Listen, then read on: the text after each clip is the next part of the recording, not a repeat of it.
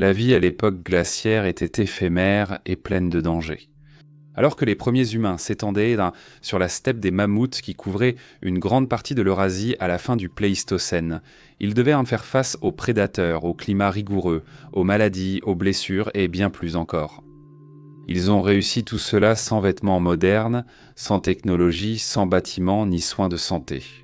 Les humains modernes, même avec leur connaissance des innovations actuelles, auraient du mal à survivre sur la steppe des mammouths. Alors, comment nos ancêtres robustes ont-ils fait ? Aujourd'hui, nous allons tenter de répondre à cette question en examinant les preuves fossiles et archéologiques. Que faisaient les premiers humains pour survivre aux rudes hivers de l'Eurasie ancienne ? Comment faisaient-ils face aux ours, hyènes, lions et autres prédateurs ?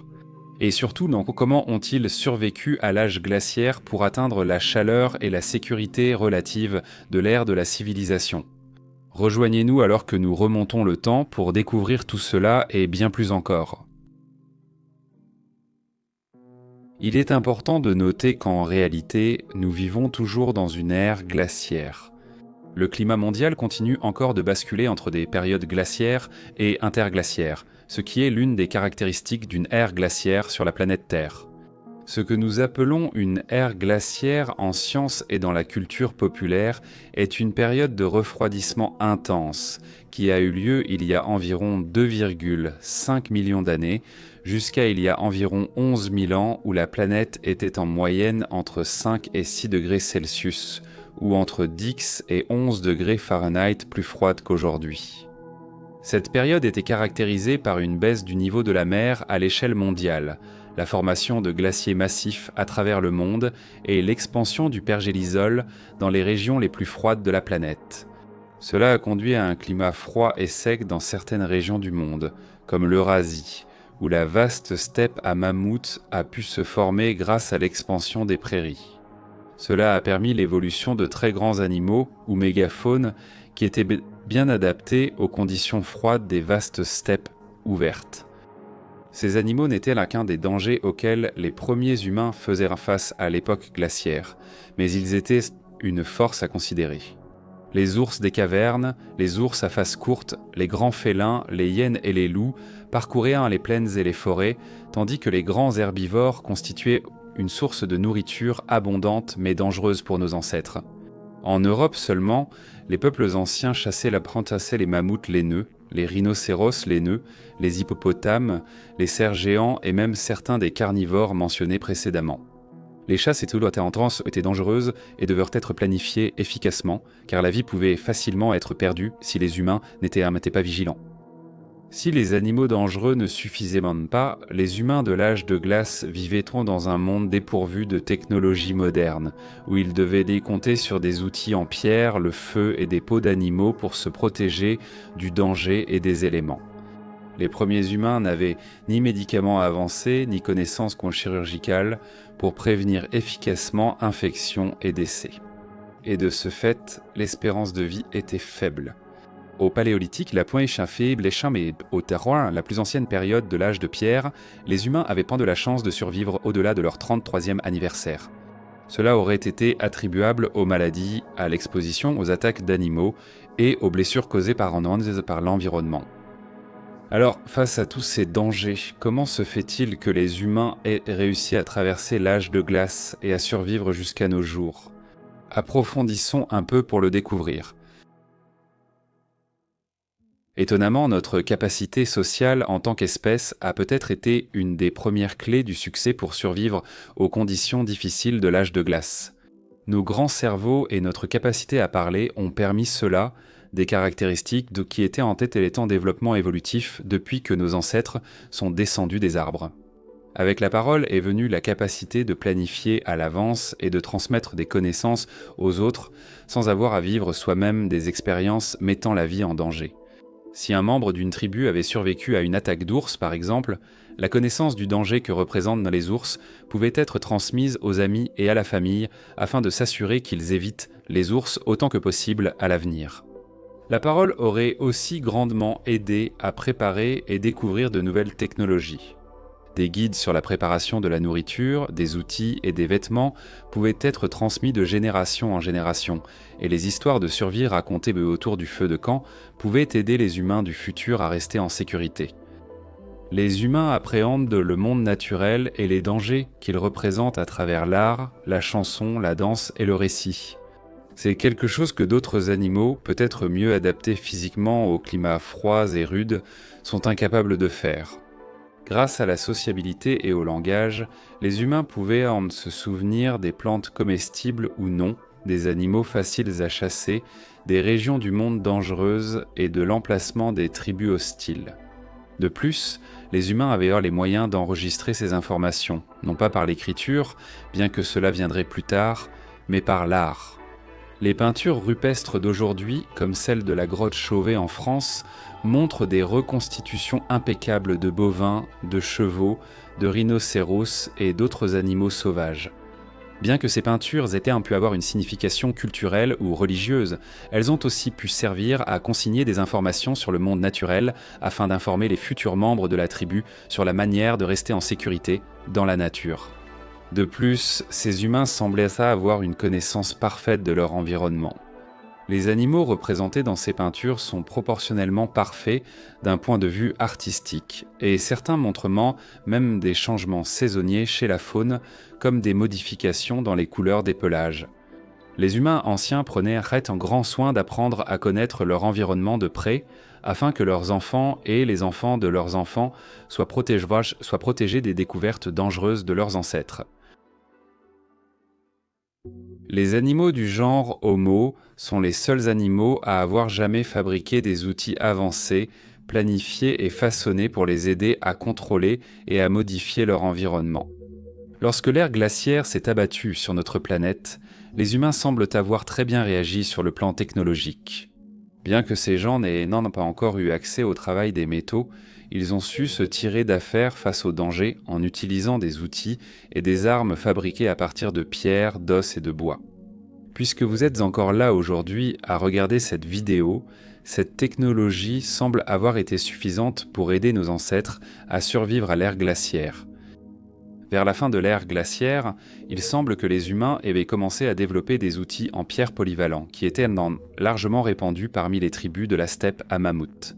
Beaucoup de ces outils sont connus sous le nom d'éclats lithiques, fabriqués à partir de minéraux comme le silex, qui pouvaient être taillés et adaptés à des besoins spécifiques.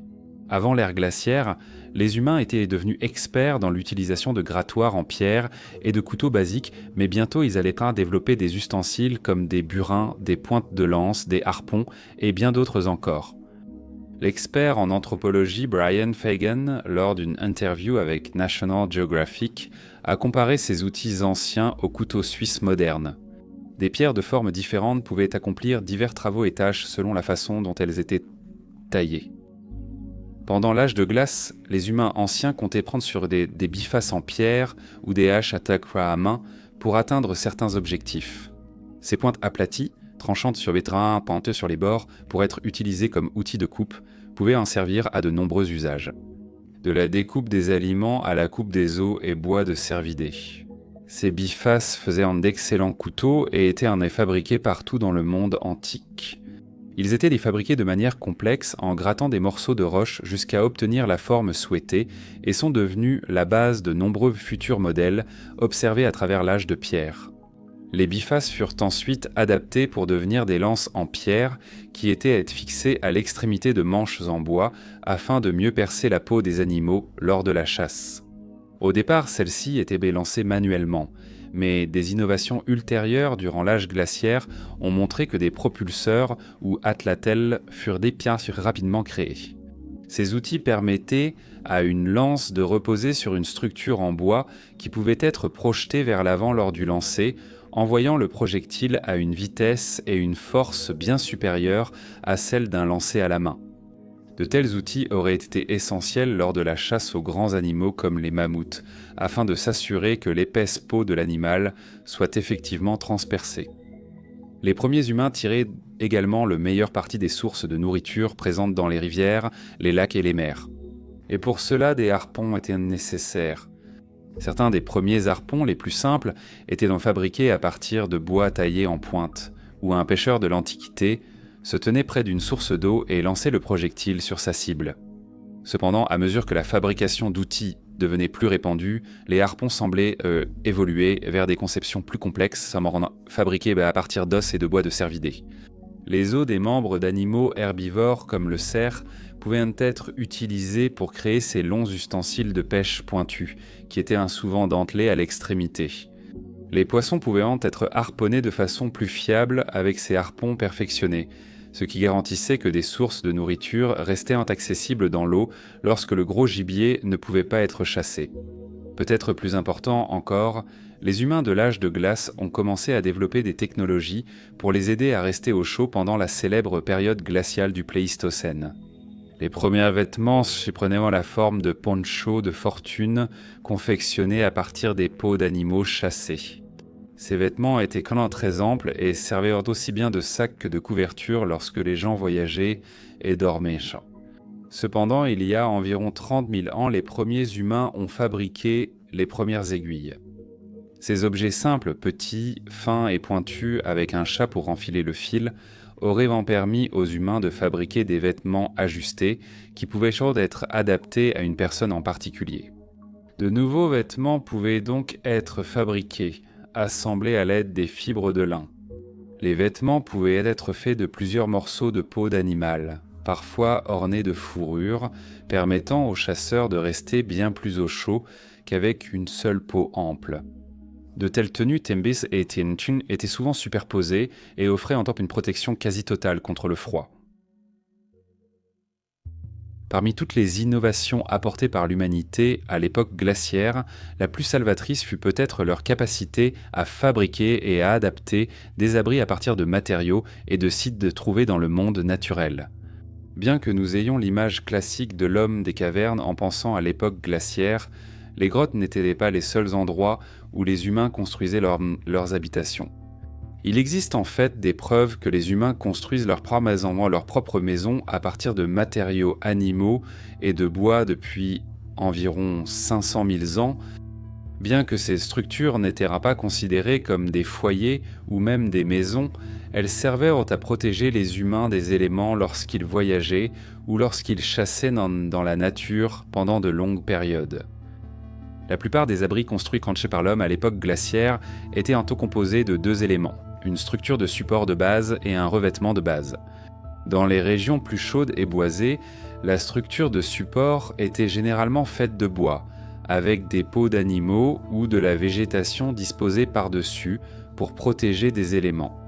Mais sur la steppe des mammouths, où le bois était une ressource rare, les gens devaient improviser. Des preuves ont été trouvées en Sibérie montrant que certains humains anciens utilisaient des os de mammouth pour construire leurs huttes, recouvrant les supports avec les peaux de ces géants. Ces structures auraient fourni l'isolation nécessaire aux humains traversant les vastes plaines balayées par le vent de l'Eurasie pendant l'âge de glace. Ceux qui n'avaient pas ces structures pouvaient rapidement succomber à l'hypothermie selon la période de l'année et l'endroit où ils se trouvaient sur la steppe. Bien sûr, de nombreux humains ont effectivement choisi de vivre dans des grottes tout au long de l'âge de glace. Les grottes étaient nombreuses, nécessitaient peu de modifications pour les rendre habitables et offraient un excellent abri contre le vent, la neige, la pluie et le froid. Alors que certaines habitations de grottes de l'âge de glace étaient très profondes, beaucoup n'étaient guère plus que de simples affleurements ou surplombs qui offraient juste assez d'abri contre les intempéries. Des peaux d'animaux pouvaient être suspendues, côté exposé pour isoler l'intérieur, et des feux allumés à l'intérieur apportaient chaleur, lumière et permettaient de cuire la nourriture.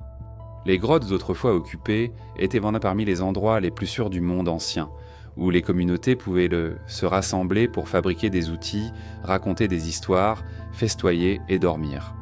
Il fallait cependant toujours prendre des précautions lorsqu'on explorait une grotte pour y installer un campement. Dans l'obscurité, de nombreux dangers guettaient les premiers humains.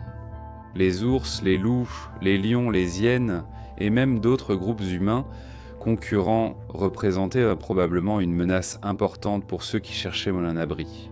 Ceux qui voulaient sans attendre s'installer devaient souvent se préparer à se battre pour s'assurer que rien ni personne ne se cachait déjà à l'intérieur avant de se sentir trop à l'aise. Malgré les difficultés de l'ère glaciaire, l'humanité a prévalu. Les technologies et les adaptations explorées dans la vidéo d'aujourd'hui ont finalement permis à l'humanité de sortir de l'ère glaciaire et d'entrer dans l'aube de la civilisation, ce qui a fini par mener au monde dans lequel nous vivons aujourd'hui. Bientôt, les humains vivaient dans des établissements permanents, apprenaient à travailler le métal, à construire des structures défensives et à cultiver des récoltes.